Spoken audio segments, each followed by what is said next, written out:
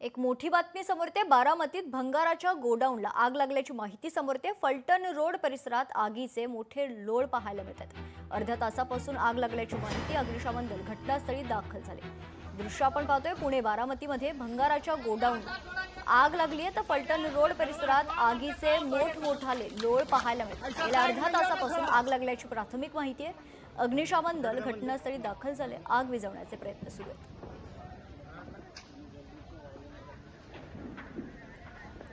हे दृश्य आपण पाहतोय। आज दिवाळी असल्या कारणाने ठिकठिकाणी आतषबाजी करण्यात येते आणि त्याचमुळे कदाचित ही आग लागल्याची प्राथमिक माहिती समोर येते। बारामतीत भंगाराच्या गोडाऊनला आग लागल्याची माहिती, या संदर्भात सविस्तर माहिती जाणून घेऊयात। आपले प्रतिनिधी विकास कोकरे आपल्या सोबत जोडले जात आहेत। विकास, काय सविस्तर माहिती? नक्कीच मेघना, सातत्याने बारामतीमध्ये आगीच्या घटना घडत आहेत। खरं तर बारामती मधील फलटण रोडवर जे भंगार गोडाऊन आहे त्या भंगार गोडाऊनला आग लागल्याची प्राथमिक माहिती त्या ठिकाणी मिळते।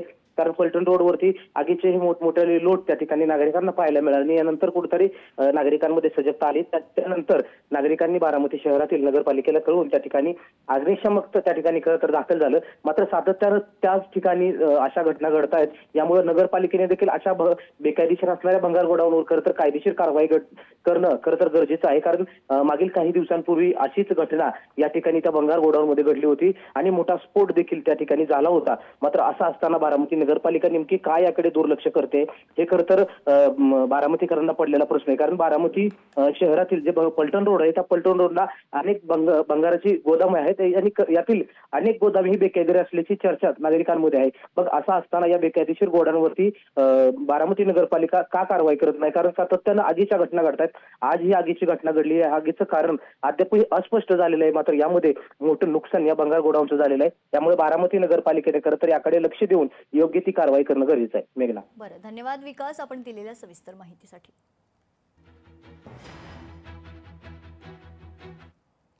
पुढच्या बातमीकडे। मुसळधार पावसामुळे कल्याणमध्ये दुर्घटना घडली आहे। झाड कोसळल्यानं 3 घरांचं नुकसान झाल्याची माहिती आहे। तर यात 2 जण जखमी झाल्याची माहिती समोर येते। परिसरातील विद्युत पुरवठा खंडित करण्यात आलाय। कल्याणमधील अनुपम नगर परिसरातील ही घटना आहे।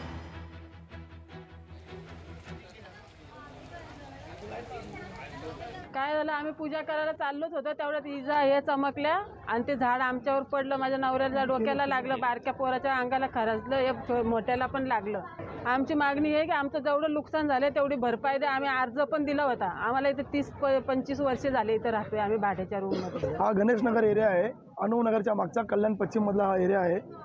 आता या ठिकाणी हे झाड या घरावर जवळजवळ 2 ते 3 घरावरती झाड कोसळले। त्याचबरोबर 2 जण घरातले जखमी झालेत। डोक्याला बराचसा मार लागलेला आहे। 6 वाजता सुमारास आमच्या या कोरी मावशी यांनी आम्हाला फोन केला। तर फायर ब्रिगेडचे जे अधिकारी आहेत चौधरी साहेब, त्यांनी त्वरित 10 मिनिटात आमच्या इथे मदतीसाठी गाडी पाठवली आणि त्यांनी पहिले रस्ता क्लिअर करून दिला। परंतु आता मागे अडचणीचा भाग असल्यामुळे त्यांनी सांगितलं की आम्ही सकाळी 7 वाजता येऊ आणि बाकीच्या गोष्टी तुम्हाला सगळं ते क्लिअर करून देऊ। अवघ्या 1 तासाच्या पावसानं बदलापूर पूर्व भागातील मच्छी मार्केट परिसरात अनेक दुकानांमध्ये पाणी शिरलं। 1 तासात जवळजवळ 101 मिलीमीटर इतक्या पावसाची नोंद झाली आहे। त्यामुळे हा ढगफुटी सदृश्य पाऊस असल्याचं सांगितलं जाते। बदलापूर शहरातील आणि अंबरनाथ बदलापूर कर्जत या महामार्गावर अनेक ठिकाणी रस्त्यावर मोठ्या प्रमाणात पाणी साचलेलं पाहायला मिळतं।